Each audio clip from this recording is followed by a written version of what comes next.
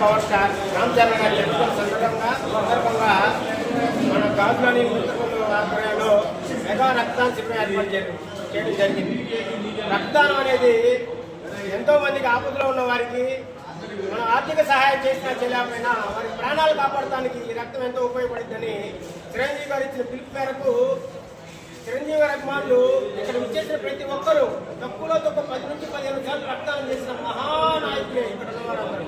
చిరంజీవి గారి స్ఫూర్తితో రక్తదానం చేస్తూ ఎక్కడ ఏ కష్టం వచ్చినా ఎక్కడ ఏ బాధలు వచ్చినా రక్త సహాయం ఏ అవసరం వచ్చినా చిరంజీవి గారి అభిమానులు గుర్తుంటారు, ముందుంటారని సందర్భంగా తెలియజేసుకున్నాం.